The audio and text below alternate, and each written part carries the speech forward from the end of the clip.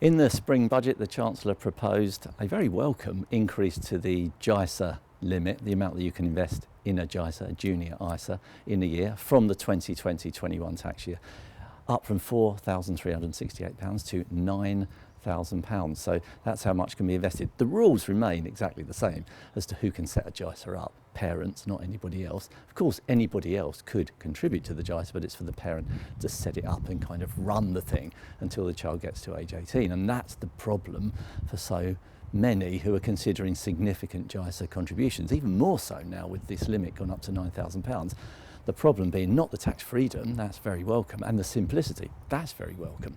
It's the fact that at age 18, the kind of J drops off the JISA and it becomes an ISA and the child gets full control. So, oh, I don't want that, says the controlling parent. Can we do anything where we get the tax benefits but we don't have the control? And the answer is, not really, not as well as the JISA does and as simply as the JISA does. You could go for a very, very low yield or nil yield investment held in a designated account and make use of the CGT exemption, and that will give you the tax freedom if used wisely.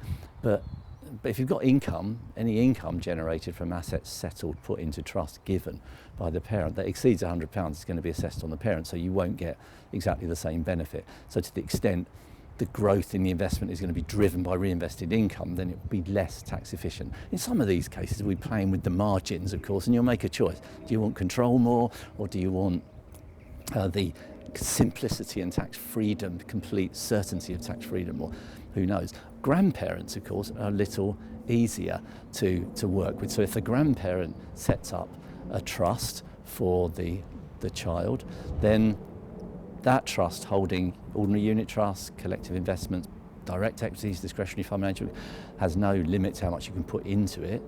And of course, the income will be assessed on the child. So you have the child's dividend allowance, the child's personal allowance, the child's savings income allowances, if that's relevant, and the child's CGT exemption. So it needs a bit more management, but you could get a significant amount of tax freedom in that kind of structure. But that kind of structure would be a bare trust or a designated account, which strictly speaking does also belong to the child at age 18. But the difference is, if the child doesn't know about it, they may not press for it. And the fact that it's in a trust, you might be able to explain better that this is in trust for you. But if the child goes and does a law degree and finds out the rights of a beneficiary at age 18, then they can force the trustee to pay the money over. So it's not perfect, but it does give you a little more control than the JISA. There's no doubt, though, that the JISA, if you want tax simplicity, with the cost of control passing to the child at 18, if that is a real problem for you, but there's no doubt the JISA certainly gives you the simplest and most tax efficient outcome.